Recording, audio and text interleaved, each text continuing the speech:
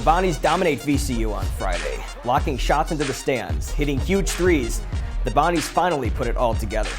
But there's not much time to rest. They have to travel to UD Arena to take on 11-6 Dayton, coming off their own blowout win at Duquesne. Plus, Oshun is making Bonnies history, 8-10 standings, and later on, score predictions for tonight's game. We have a packed show tonight. It's time for BBN. Zone gets set up. It's Harris, a quick three, and she hits it.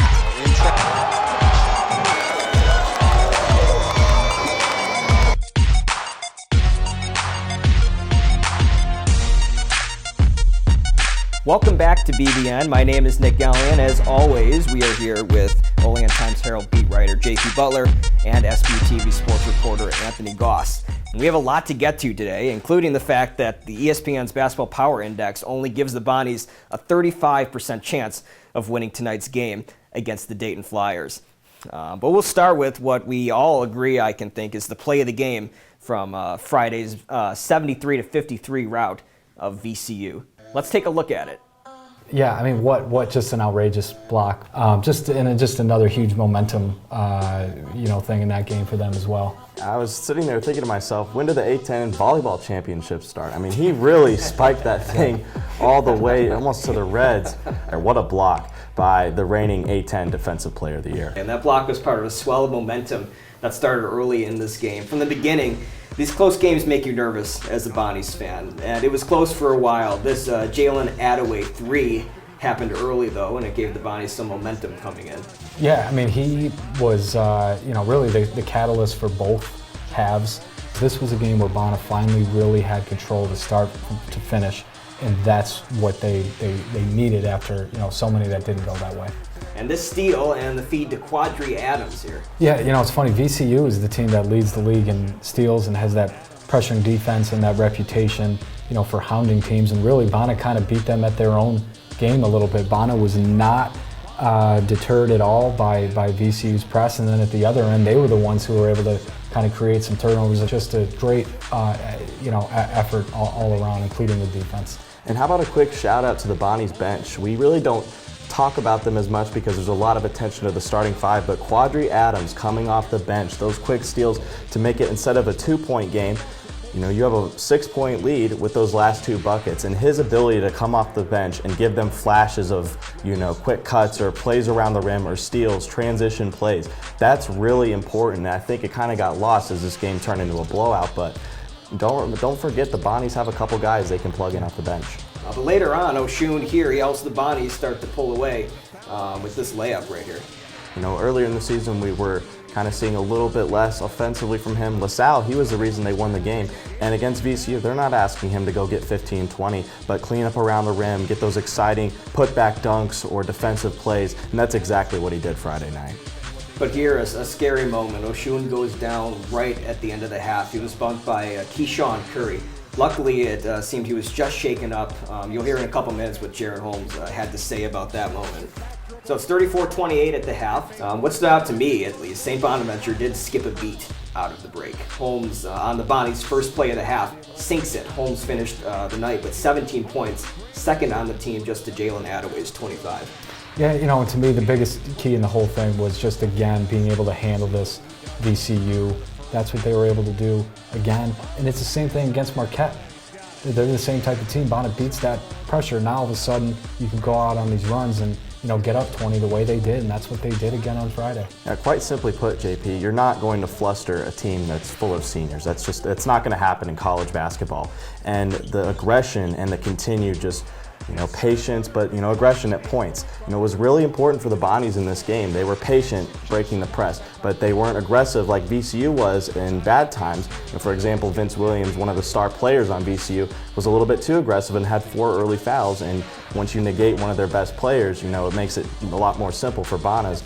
But again, just an all-around effort and a really good effort from this Bonnies team. That's what Schmidt says. It's not just breaking the press, making good decisions after the fact. And when you have 5 seniors, as Anthony said, this is a group that makes good decisions. But let's talk a little bit more now about Jalen Attaway. He took over the second half, 18 second half points, and the Bonnies really, like you just said, they were put on Jalen Attaway's back Friday night. Yeah, I think Anthony hit the nail on the head before. It's funny with these guys, it seems everyone has their kind of night in the sun. I had no idea, but Attaway's actually perfect from the free throw line this year. He's 25 of 25 in his seventh. Knock on wood. We're part of that. Hopefully I didn't just jinx him there, but that was a big part of it. Like I said, he was the catalyst in both halves. He got that second run going. It was a 21-4 run in total that spanned both halves. They just completely turned the game around. Right, and we said again, it's just about each night there's a different guy on this Bana squad that can take over.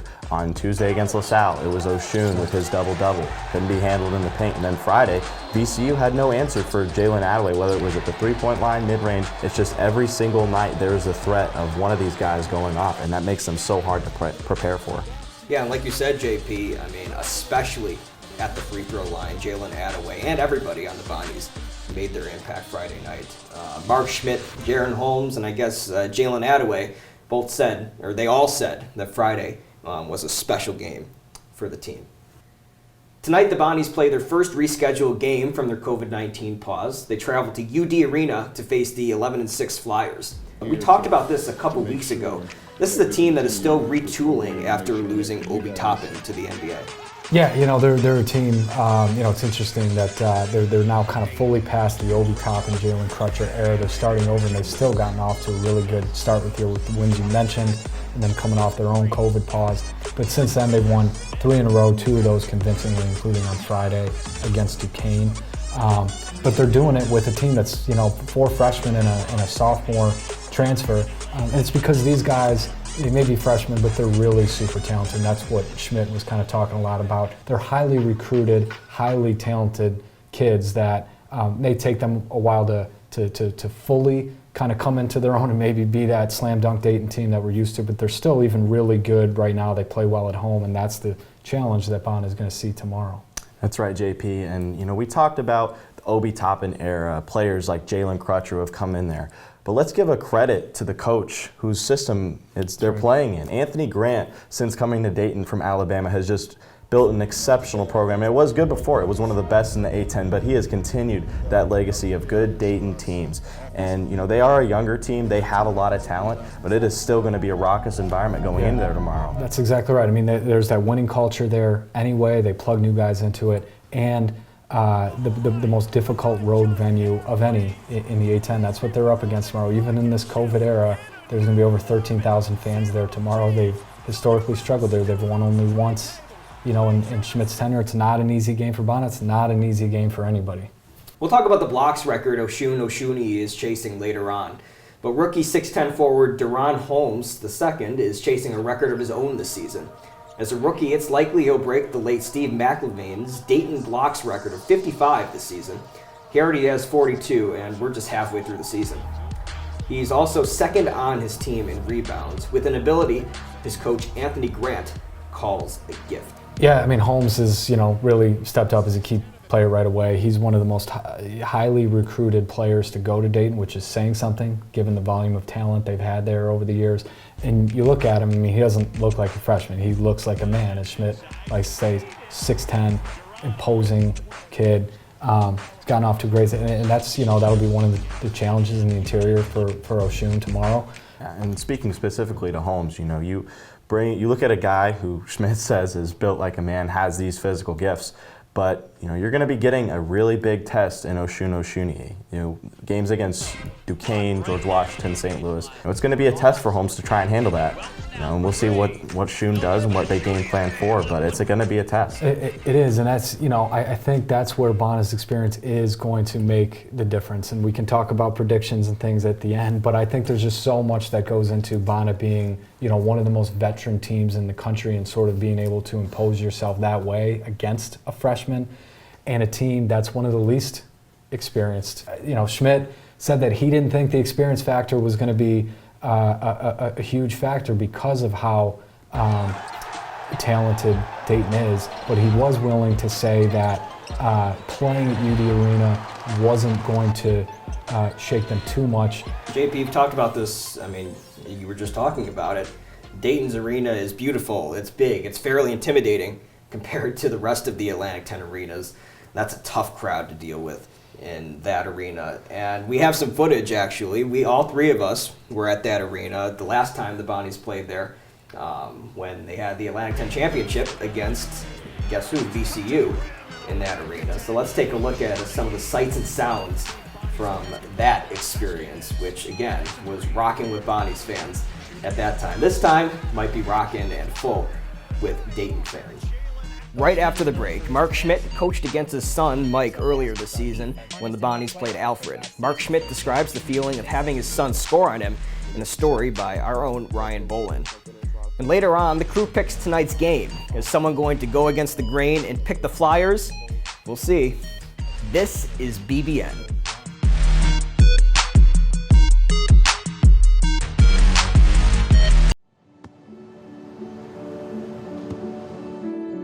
I don't remember how it started. Go to that. Our back and forth. It always came back. Dad! You probably don't remember what you told me, That was perfect. but I heard every word.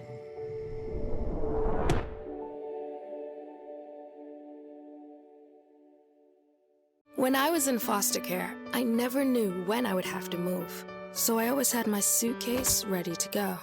Then one day, I was adopted. My new parents opened their hearts and home to me. My parents cook my favorite breakfast for me every morning. My parents take me on trips I never thought I would go on. They gave me a home and an even better reason to use that suitcase. My parents aren't perfect, but they're perfect for me.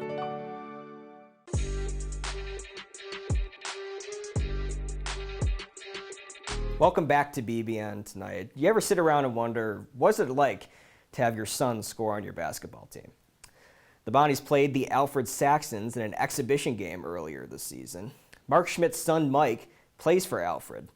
And according to Schmidt, and these are his own words, usually when you play an opposing team and they make a shot, you feel like punching them. Schmidt also said, but I have to go home to his mother afterwards. Ryan Bolin tells the story. We play for a number of reasons. One, we play Alfred just because of my son, and that's important to us. The Wolfpack returned to the stands, and head coach Mark Schmidt coached against his son, Mike. Not something you dream about growing up because you always want to play for your dad is always the dream, but it's always really fun to compete against him. The Bonnies beat the Saxons 95-54, but Mike had his moments that got the Bonnies head coach questioning his emotions. When he's making those plays and going by our players, part of it makes me mad, but part of it makes me proud. The Bonnies did not play Alfred last season, so the opportunity to face off against his son is something Coach Schmidt cherishes each time he's able. It's special. There's not many coaches have the opportunity to do that. And it's something that's special to our family. It's going to be something that we can talk about when I'm, old and decrepit. So it's a great thing. Mike finished the game scoring 10 points against the Bonnies, and he came in knowing each basket was not your standard one. You score a bucket, you give him a nice little wink or something, and it's a lot of fun. Coach Schmidt is known for his tenacity on the court when his team gives up baskets on defense, so he had a tough time seeing his team get scored on, even when it was his own son. Usually when you're playing against the other team, you want to, when he makes a shot, you feel like punching him. But I have to go home to his mother, so I can't do that. Though his team took a tough defeat Thursday night, Mike gave props to his dad for the job he's done with the Bonnies. It's awesome, man. This is something I know he's been working for, and it's just great to see all his hard work and everything come into fruition. It doesn't get much better than family intertwined with basketball. I'm Ryan Bull.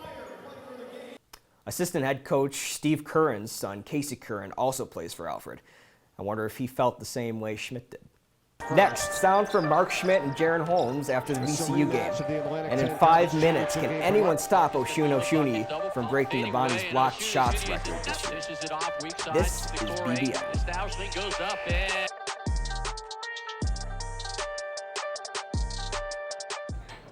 Put the keys down, Kevin. But I'm gonna drive home. There are several warning signs present that you shouldn't be driving. My text to emoji ratio has gotten a little out of hand. A little? Yep, I'm definitely gonna call a ride home.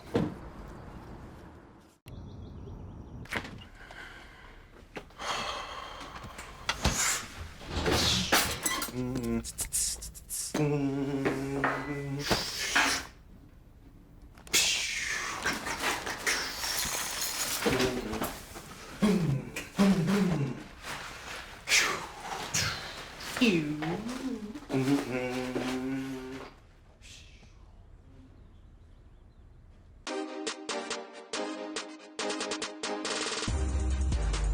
other night against VCU, Jalen Attaway had himself a game. He played 40 minutes, he had 25 points, he had 8 rebounds, a block, a steal. He did it all the other night, JP. Yeah, you know, and we talked about it, these guys all having their different days in the sun. I suspect that probably all 4 other starters will have their game where they have 25 points. I think they really kind of did that last year. But in this instance, it was Jalen's night, and those guys have said when he puts all of that together, he really is one of the better players in the entire conference. And I mean, to me, he's a top 10 player in the conference when he's playing that way. JP, we saw his scoring from all 3 phases, from three-point line, mid-range, and again getting inside. His aggression was really important. You know, maybe you're sitting there thinking, why doesn't he shoot the 3? If he's the hot hand tonight, why doesn't he sit there and shoot 3s? Well, the continuous attacking and putting pressure on the VCU defense was really important, and it was really a collective mindset of what the Bonnies had in that game. Jalen Attaway was just the biggest beneficiary of it. I mean, these guys play with so much IQ, so much composure. And really the height of that probably was that VCU game the other night. So let's take a look now at the Atlantic 10 standings. Davidson is at the top of the standings right now. They're 4-0 in the Atlantic 10, followed by St. Bonaventure, number 2 in the standings. They're followed by VCU, who's 3-1. Dayton's 3-1. Rhode Island is 2-1. The 2 interesting cases to me were George Mason. They're 0-1 in the conference right now. UMass, statistically, seems to be one of the better teams in the Atlantic 10, but they're 0-4 in the conference right now. Can they turn it around, or is it too late for them? But right now, St. Bonaventure is number 2 in the Atlantic 10 and unbeaten. So after the break, Oshun is chasing history. Can he achieve the Bonnies' all-time blocks record this season? And in 2 minutes, we reveal our picks for tonight's game. Don't miss it. This is BBN.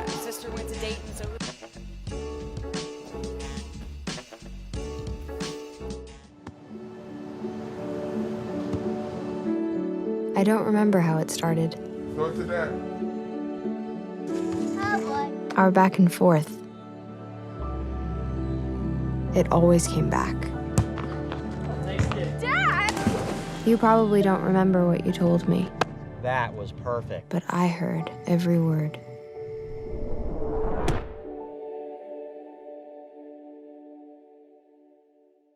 When I was in foster care, I never knew when I would have to move. So I always had my suitcase ready to go. Then one day I was adopted. My new parents opened their hearts and home to me. My parents cook my favorite breakfast for me every morning. My parents take me on trips I never thought I would go on. They gave me a home and an even better reason to use that suitcase. My parents aren't perfect, but they're perfect for me.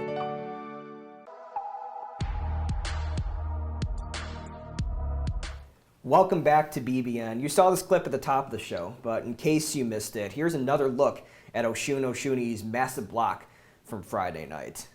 This block was one of the 3 he collected in the game. Now sitting at 250 blocks after Friday's win over VCU, Shun only trails Caswell Cyrus, who holds the record with 289 blocks. Oshun's defensive impact throughout his career has become a key factor in keeping the Bonnies atop the Atlantic 10. All right, this is what you've all been waiting for all night. It's time for our final predictions.